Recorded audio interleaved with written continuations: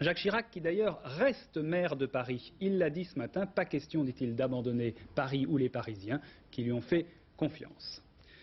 À 53 ans, donc, Jacques Chirac redevient Premier ministre, 10 ans après avoir quitté l'hôtel Matignon, c'était en 1976. Il avait occupé ce poste pendant les 2 premières années du septennat de Valéry Giscard d'Estaing.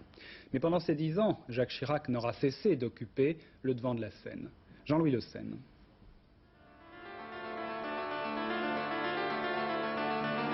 Chirac, je vous donne un strapontin, mais ne vous prenez jamais pour un ministre. C'est par cette phrase que Georges Pompidou accueille en 67 au gouvernement, il a 35 ans à l'époque, le jeune conseiller qui vient à sa demande de conquérir de haute lutte le siège de député de la Corrèze. Pourtant, Jacques Chirac pourra très rapidement se prendre pour un ministre à part entière. C'est le même Pompidou qui lui en donnera l'occasion.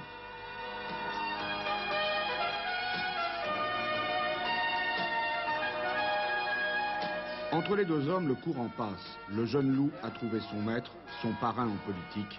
Le parrain a trouvé son bulldozer, comme il l'appelle affectueusement.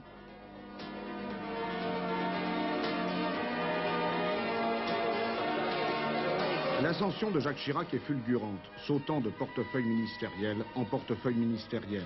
Avec le secrétariat d'État au budget, il apprend à travailler avec Giscard. Avec le secrétariat d'État aux relations avec le Parlement, le jeune homme pourra se frotter au monde des élus nationaux, lui qui n'a pratiquement jamais siégé en tant que député à l'Assemblée nationale. Pompidou confiance, l'agriculture pour Chirac, un poste où il fait preuve d'un sens prononcé des contacts humains. Une fois encore, c'est Pompidou sur le déclin qui le nomme ministre de l'Intérieur. Et c'est Chirac, une fois le président de la République disparu, qui appelle à voter Giscard contre Chaban. Ses amis diront qu'il a le sens politique, ses ennemis, il en a déjà, crieront à la trahison. 1974, Giscard élu en signe de reconnaissance désigne Chirac Premier ministre. Mais le couple va vite se désagréger.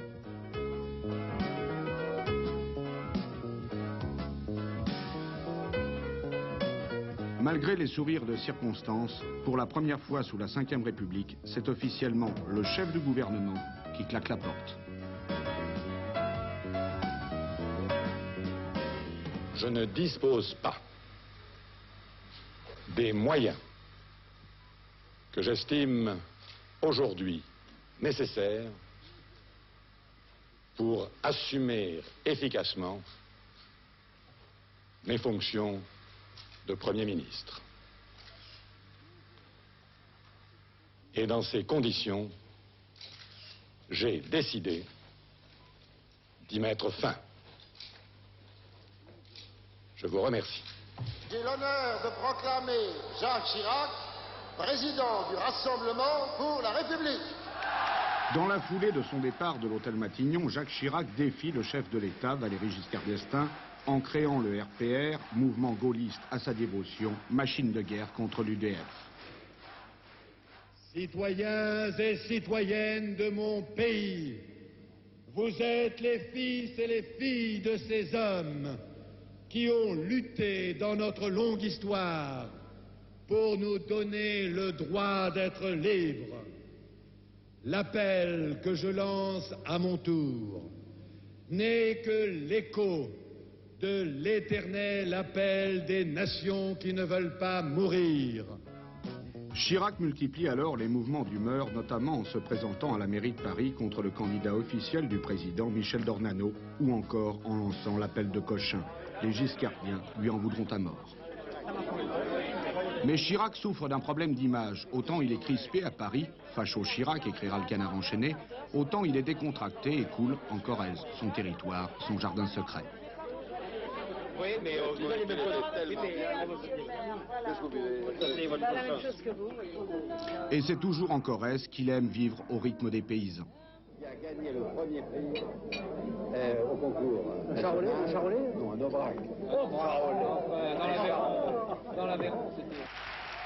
En 81, Giscard se présente, Chirac aussi.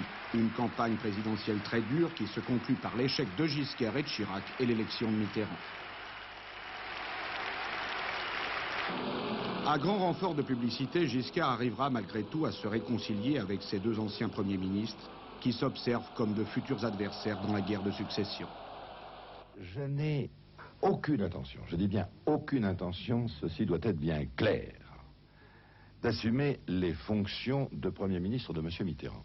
Et aucune vocation à le faire. Mais au nom de la plateforme commune signée avec l'UDF, il faudra bien gouverner. Alors, nous ne nous déroberons pas devant les responsabilités et ensemble, nous saurons les assumer. Jacques Chirac, qui aime à citer sa grand-mère maternelle, rappelle qu'elle lui disait « Mon petit, dans la vie, il y a des hauts et des bas, mais prise les hauts, reprise les bas ». Avec la faible majorité dont il dispose aujourd'hui, il sait qu'il va devoir repriser les bas sans pour autant mépriser les hauts.